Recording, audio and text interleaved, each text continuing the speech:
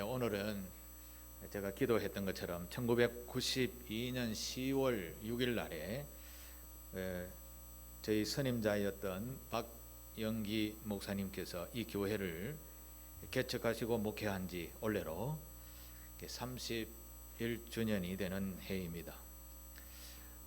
그래서 그 31주년이 되는 주일을 기념하여 매년 12월 첫째 주일을 기념주일로 지키고 있습니다.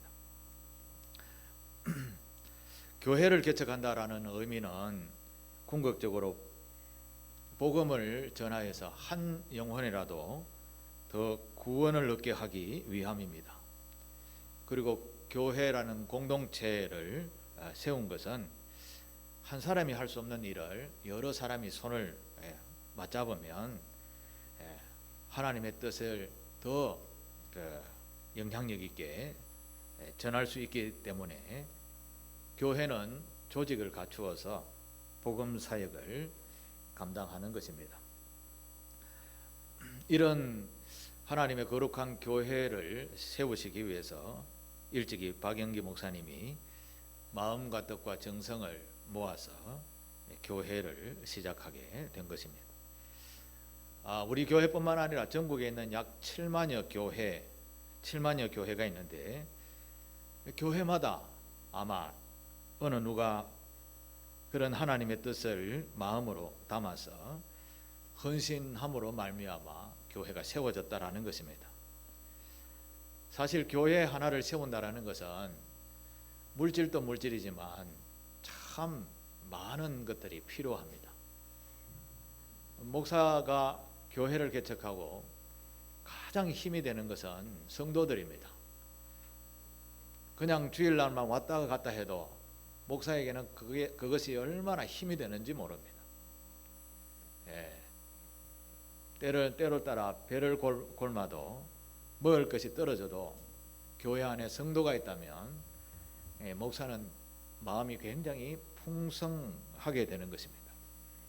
이제 그것은 제가 목회를 해보니까 그것을 느낄 수 있었습니다. 또 목사는 돈을 버는 직업을 가지지 않았기 때문에 별로 돈이 없지요. 그런데 교회 하나를, 예배당 하나를 세우려면 많은 재원들이 필요합니다. 그래서 어느 누구가 헌신을 통해서 교회는 세워져 왔고 또 오고 있는 것입니다. 제가 이전에 섬겼던 교회인 구포교회에서도, 구포교회는 올해가 118년이 되는 해입니다. 1905년 3월 1일 날에 첫 예배를 드리고, 그때 담임 목사님이 선교사님입니다. 미국 북장로 교회를 소속한 월트 스미스라는 선교사님이 교회를 돌보았습니다. 1905년부터 약 20년 동안은 교회가 성장지도 못하고 그렇게 세월을 보내다가 1925년쯤에 연세대학교 총장과 부산대학교 총장을 지낸 윤인구 목사님의 어머니 박영자 권사님이 거주하고 있었던 148평의 집을 교회로 헌금하면서 이제 구포교회가 제대로 시작하게 된 것입니다. 여러분 아시는지 모르겠지만 구포 성당 아시죠? 그 시장 입구에 그 바로 동사무소 뒤에가 바로 그 148평의 땅이 있었습니다. 그곳에서 구포교회가 2008년도까지 그곳에 있다가 2008년도에 이제 구포대교 앞으로 이사를 오게 된 것입니다. 교회를 세운다라는 것은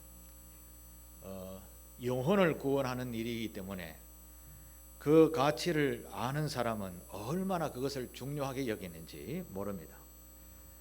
하나님께서도 수많은 영혼들을 위해서 자신의 아들 독생자까지 내어주셨다라는 것은 그냥 우리 말로 하기 쉽지만 자신의 아들을 남을 위해서 내어준다는 것은 그 남이 내 자식보다 더 소중하다라는 가치가 그곳에 담겨져 있습니다. 그래서 하나님은 우리의 영혼을 구원하기 위해서 수많은 믿음의 헌신자들을 통해서 교회를 세운 것입니다. 그리고 그 교회의 기관 일꾼들을 통해서 날마다 눈물 어린 기도와 헌신들이 담겨져 있는 곳이 바로 교회라는 곳입니다. 우리 교회도 지난 31년 동안 저도 잘 모르는 믿음의 헌신자들이 많았을 것이라 생각을 합니다. 제가 그분들이 어떤 분인지를 잘 모르지만 그분들의 손길들이 남겨져 있어서 오늘 이 시간까지 저와 여러분들이 함께 예배하는 줄 믿습니다. 그분들이 다 어디에 계실까? 이 설교를 준비하면서 한번 생각해 보았습니다. 아마 우리 교회를 떠나서 다른 어떤 교회든지 가서 그곳에서 신앙생활을 아마 잘하고 있을 것입니다. 또 그들의 후손들 또한 부모님의 은혜를 따라서 예수를 믿게 될 것입니다. 그래서 교회를 세우고 그 교회의 복음을 받아들인 성도들이 자자손손 믿음을 이어간다라는 것은 하나님 보실 때는 얼마나 중요한 것인가.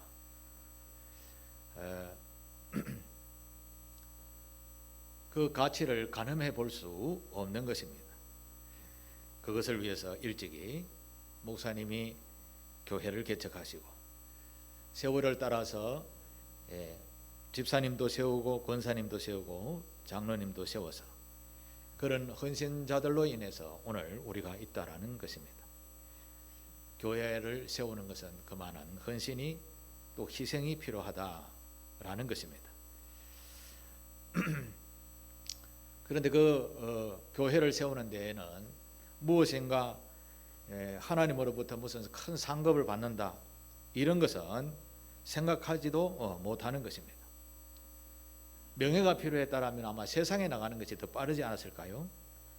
돈을 많이 벌려면 장사를 하는 것이 더 빠르지 않았을까요? 그런데 왜 이런 힘든 일을 교회를 개척하고 섬겼을까요?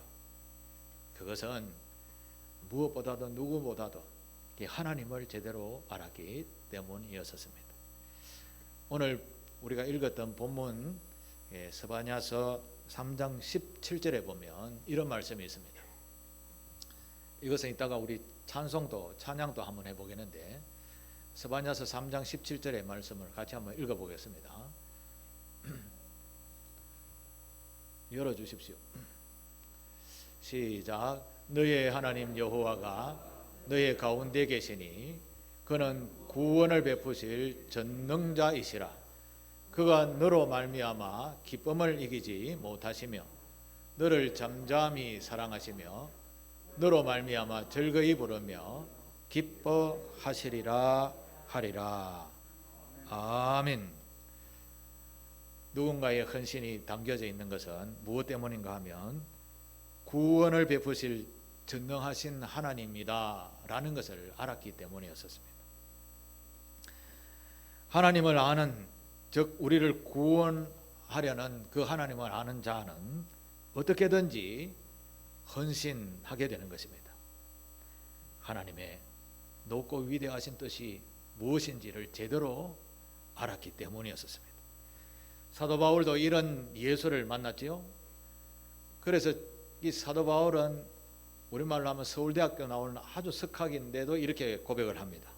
빌립보서 3장 8절에 바울이 이렇게 고백합니다. 내가 모든 것을 해로 여김은, 세상에 살아가는 얻는 것 모든 것을 다 해로 여김은 내 주 그리스도 예수를 아는 지식이 가장 고상하기 때문이었다.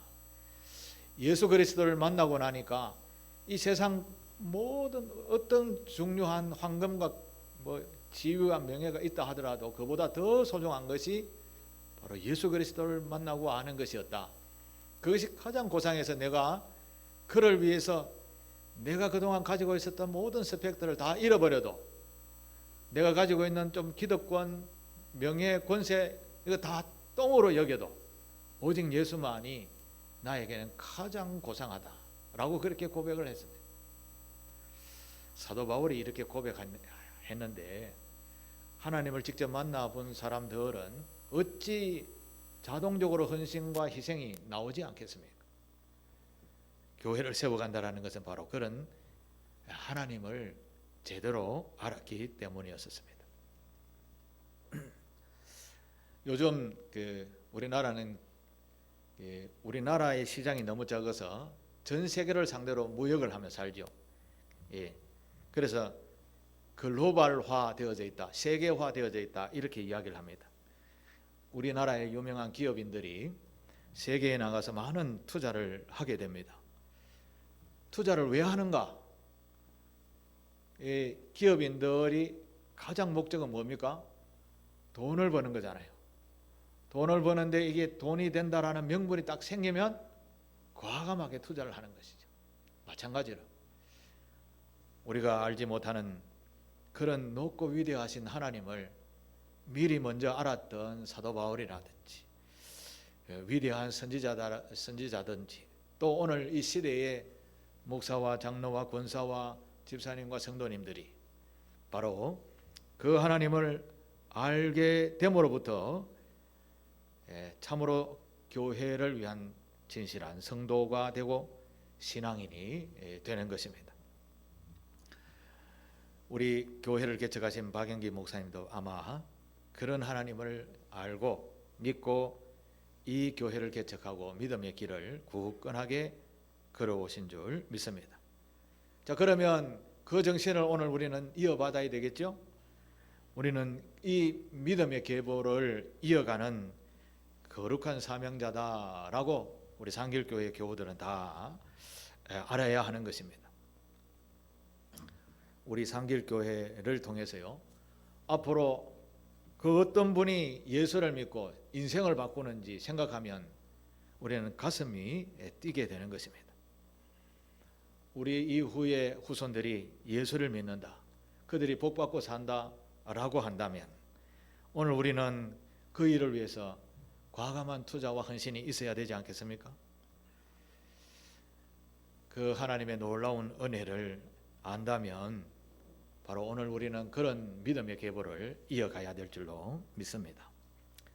그런데 성서에 나오는 믿음의 사람들의 역사를 이렇게 쭉 돌아보게 되면 하나님을 잘 잊어버린다라는 것입니다. 우리도 마찬가지죠. 바쁘게 살아가다 보면 하나님은 저 멀리 계시는 분이라 이렇게 생각할 때가 참 많이 있습니다. 그런데 하나님은 바로 옆에 계시는 분도 아니고 우리 안에 계시는 분이십니다. 우리가 제대로 알고 느끼지 못할 뿐이지 하나님은 우리가 예수 그리스도를 나의 구주로 영접합니다라는 작은 고백 하나에 성령님으로 우리에게 내주해 계시는 분입니다. 세월이 흐르다 보면 내가 고백을 언제 했는가 이것도 잊어버리게 되고 하나님이 계시는가 이것도 잊어버리게 됩니다. 그러다 보면 본인과 본인의 후손들이 창조자를 전혀 모르는 삶을 살게 되면서 결국 끝에 가서는 멸망의 나락으로 떨어지게 되는 것입니다. 하나님께서는 그의 피조물이 하나님을 떠나게 되면 반드시 심판을 받는다라고 했습니다. 그래서 모범으로 이스라엘이라는 나라를 세우셨습니다. 이 이스라엘 나라 한번 봤지 하며 타산지석의 모범으로 삼기를 하나님께서 바라셨습니다. 그런데 세상에 있는 사람들은 자신의 눈에 보이지 않는 하나님을 섬기는 것보다 눈에 보이는 하나님으로 만들어서 섬기려고 그 수많은 우상을 깎아서 만들었습니다. 여러분 한번 생각해 보십시오. 불교에 가면 부처들이 이렇게 그게 대웅전이라 하나 그거 가면 깎아서 만들어 놓았습니다. 그게 부처라는데 그 부처가 자동으로 자기가 만들어서 앉아 있습니까? 아니면 누군가의 사람의 손에 의해서 만들어졌습니까? 확실하게 아셔야 됩니다. 사람의 손에 만들어졌을까요? 아니면 부처라는 분이 자동으로 자기가 그렇게 만들어서 형상을 입고 앉아 있습니다. 사람이 만들었다는 거죠. 예를 들어 한번 생각해 보십시오. 여러분들이 집에 앉아서 나무로 인형을 깎아서 앞에 집에 딱 놔놓고 이거 내 신이다라고 절한다. 이게 어리석은 것입니까? 지혜로운 것입니까? 이 땅에 있는 모든 신들은 바로 전부 다 인간이 만들어 놓은 신들입니다. 그 속에 수많은 철학들을 담아도 그 근본은 사람이 만든 철학이요 우상이 되는 것입니다. 그런데 우리가 믿는 하나님은 세상 창조되기 전에 계셨던 하나님이시고 그분이 세상을 만드셨습니다.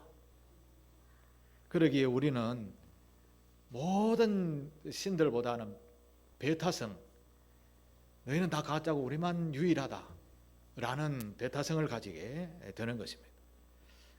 그래서 다른 종교들은 뭐 종교는 다 똑같지 뭐 좋은 데 가는 거잖아. 그렇지 않습니다. 천국은 예수 그리스도를 통해서만 가는 겁니다. 그래서 오늘 본문인 스바냐서에게도 하나님이 그 하나님을 잊어버리고 떠나버리는 사람들에게 심판받아 멸망할 것이다 라고 그렇게 말씀하시면서 야들아, 우리말로 하면 야들아 앞으로 멸망의 날이 반드시 오는데 라고 표현하는 것이 여호와의 날이 가까이 왔다 이렇게 말씀합니다. 여호와의 날, 심판의 날이 가까웠다라는 것이죠. 자, 그러면 이스라엘 백성들이 무엇을 잘못했길래 여호와의 날이 가까웠다라고 했을까요? 이 스바냐서에만 있는 내용을 제가 살펴보니까 이스라엘 백성과 그 주변에 있는 나라들이 한결같이 심판을 받게 된다라는 것입니다. 당연히 잘못한 것이 있겠죠. 물론 이스라엘 백성이나 그 옆에 있는 다른 이웃들도 다 똑같습니다. 이스라엘이라는 것은 그냥 모범으로 세웠기 때문에 그렇지 다른 나라들도 이스라엘도 죄를 범하면 다 멸망의 자리에 들게 되는 것입니다.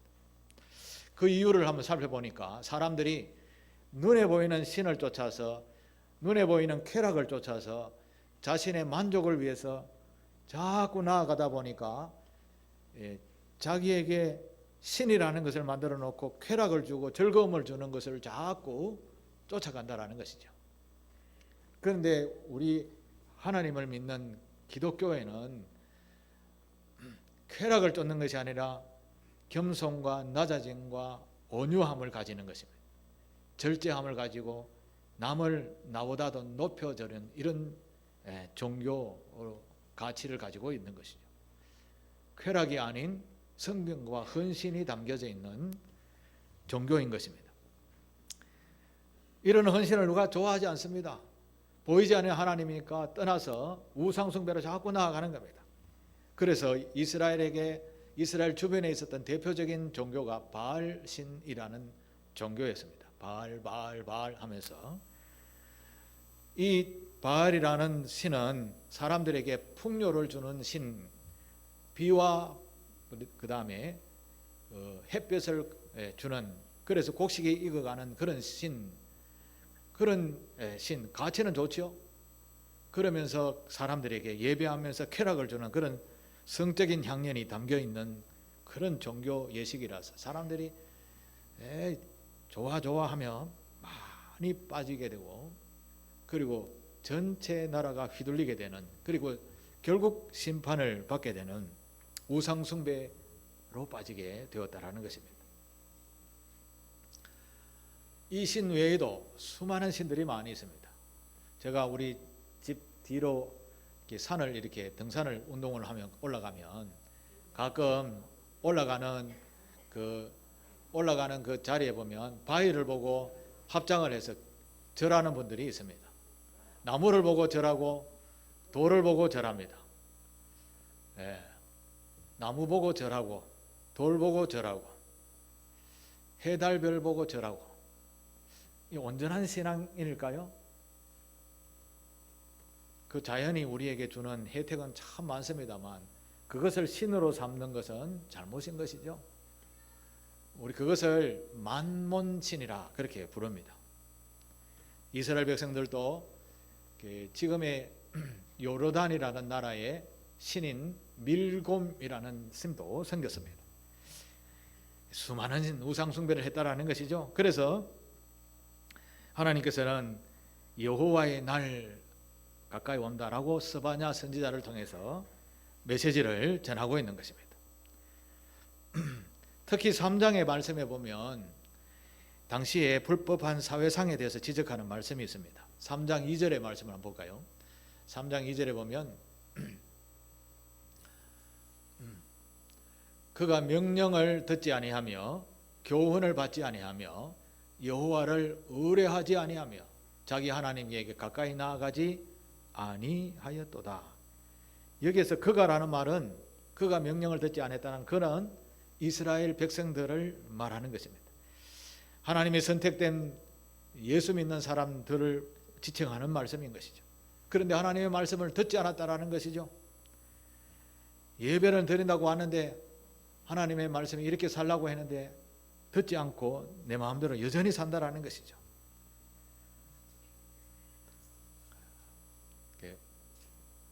오늘을 살아가는 저와 여러분에게 참 우리가 잘 안 되는 것이 이게 옳다라고 이게 진리다라고 이야기해도 저도 잘 고쳐지지 않은 것이 있다라는 것입니다.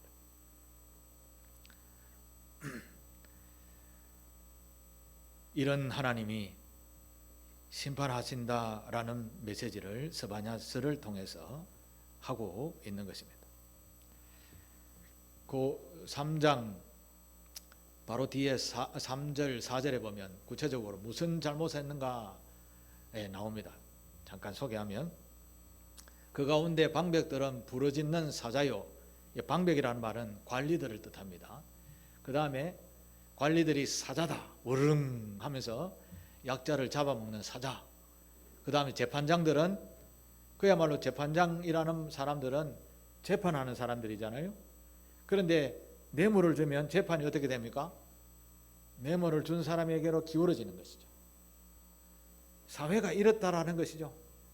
또 선지자들이 또 제사장들이 예배를 드리는데 그저 막 형식적으로 드리는 율법을 제대로 지키지 아니하는 그런 모습이 이스라엘에게 가득했다라는 것입니다.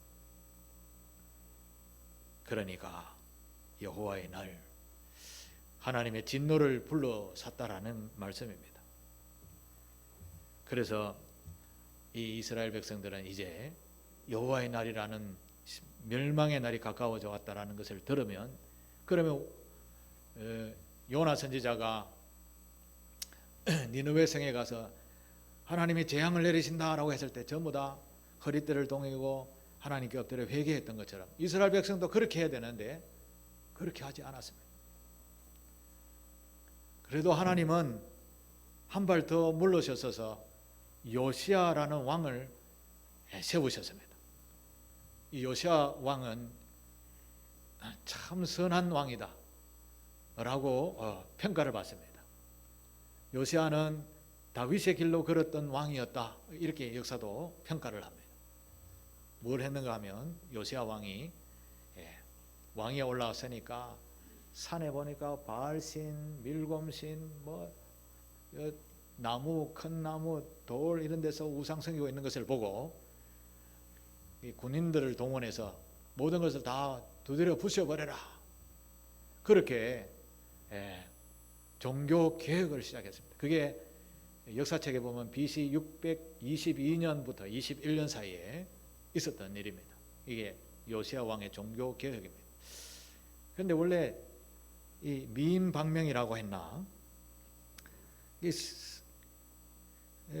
요시야 왕은 젊은 나이에 이집트하고 전쟁하다가 돌아가시게 됩니다. 젊은 나이에 돌아가는데 그에게는 아들 3명이 있었는데 그 아들 3명이 차례대로 왕위를 이어받습니다.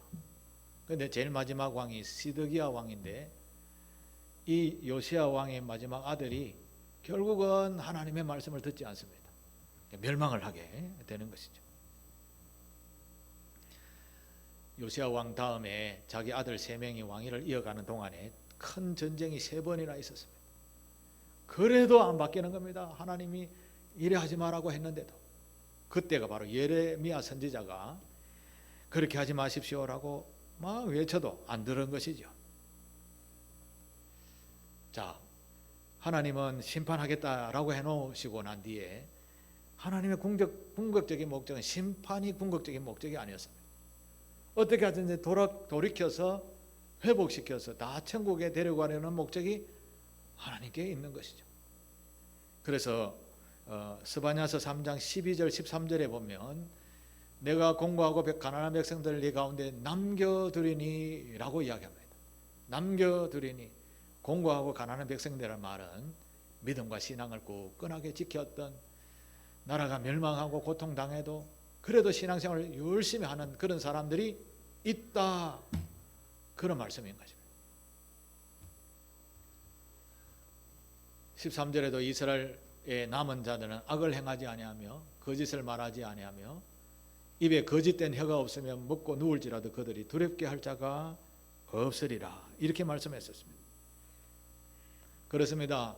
나라가 기울어도 하나님의 거룩한 영광을 향하여 나아가는 신실한 백성들은 남겨두시고 붙들어 주시는 것입니다. 나라를 완전히 잃어버렸다 해도 끝까지 그들은 지켜 인도하시는 분이 우리 하나님이십니다. 이제 여기서 우리가 하나님의 죄사함의 원칙에 대해서 분명히 알아둬야 할 사실이 하나가 있습니다. 7절입니다. 한번 7절을 한번 보실까요? 같이 한번 읽겠습니다. 시작. 내가 이르기를 너는 오직 나를 경외하고 교훈을 받으라. 그리하면 내가 형벌을 내리기로 정하기는 하였지만 너의 거처가 끊어지지 아니하리라. 아멘. 요거는 좀 설명이 좀 필요합니다. 하나님께서 하나님의 말씀을 절대 듣지 않는 사람들은 그야말로 멸망시킵니다. 그러나 하나님께 회개하고 돌아오는 사람은 그 죄를 네가 인정하렸다, 예, 인정하면 용서해 주시는 분입니다. 이스라엘 백성들이 하나님 앞에 범죄해서 나라가 멸망을 하게 됩니다. 여기에서 보면 너의 거처가 끊어지지 아니하리라는 마지막 말이 있죠. 나라가 멸망을 해도 회개하고 돌아오는 사람은 너의 거처가 끊어지지 않는다라는 말씀입니다. 마지막 시드기야 왕이 예레미야 선지자의 소리를 듣고 바벨론에 항복하고 하나님 앞에 엎드려 회개하라라고 했습니다. 그런데 이 시드기야 왕이 지금 바벨론에게 지금 항복한다는 게 말이 되냐 라고 하며 듣지 않았습니다. 그래서 결국은 멸망을 했죠. 만약에 항복을 했다라고 하면 이제까지 지어왔던 모든 죄는 그대로 있습니다. 그러나 하나님이 나라는 멸망시키지 않고 허수아비 왕이라도 왕의 자리를 그대로 두고 가족들도 그대로 두고 그냥 조공만 바치면 돼, 죄값을 치르면 돼, 요 정도였었습니다. 그 말이 바로 이 말씀입니다. 형벌을 내리기로 작정했지만 네 거처는 건드리지 않겠다. 우리가 죄를 지어도 하나님의 구원을 받지 못할 죄를 지어도 하나님 앞에 실로 엎드려 회개하면 하나님이 완전 멸망하지 않고 구원의 백성을 만들어 주십니다. 그런데 죄값은 그대로 남아 있습니다. 나의 그 행위로 말미암아 피해를 입은 자는 얼마나 가슴이 아프겠습니까? 그 죄를 잊지 말라는 것입니다. 그 죄값은 내가 용서해 주지만 천국에는 가게 하지만 그 죄값은 네가 가지고 평생을 겸손하게 살아야 된다라는 뜻이 바로 이 말씀의 뜻입니다.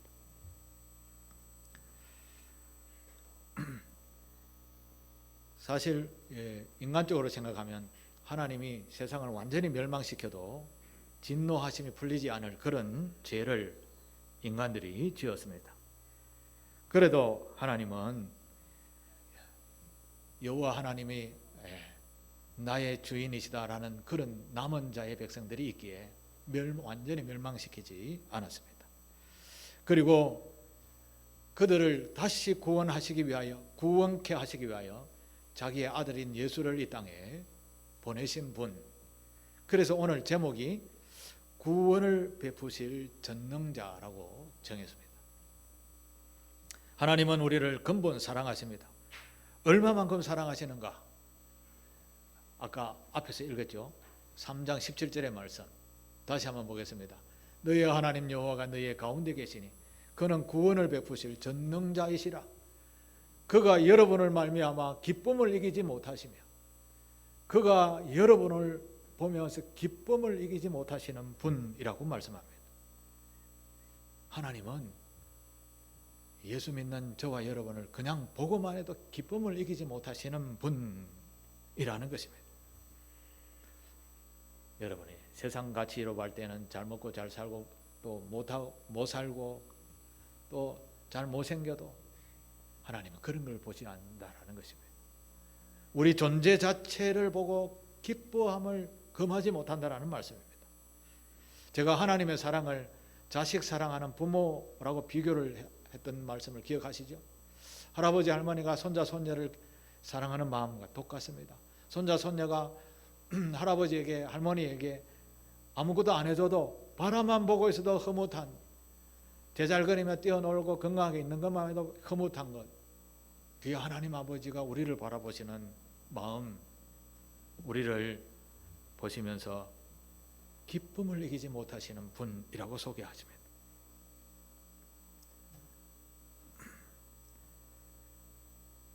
우리는 그 하나님에 대해서 무엇인가 큰 공로를 쌓아서 하나님을 기쁘시게 하는 것이 아니라 우리가 있는 자리에서 예수의 말씀을 제대로 듣고 생육하고 번성하고 충만하고 다스리는 삶을 살게 되면 하나님이 우리를 얼마나 크게 기뻐하시는지 모른다라는 말씀입니다.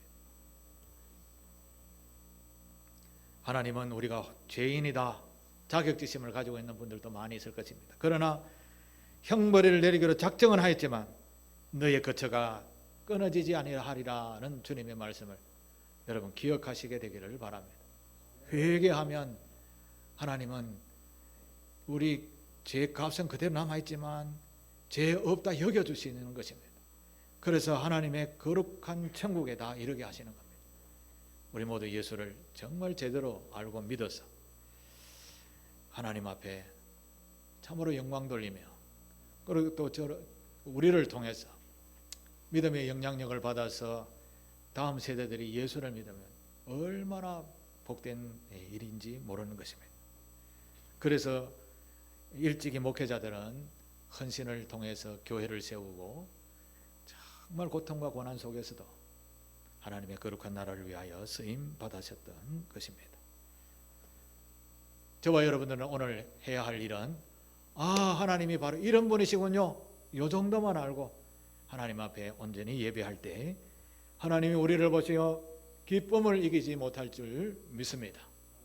이런 분인 줄을 알고 이런 구원의 은혜를 베푸는 하나님이신 줄 알고 하나님을 기쁘시게 하는 그런 상길교회 교우들이 다 되시기를 주님의 이름으로 축복합니다.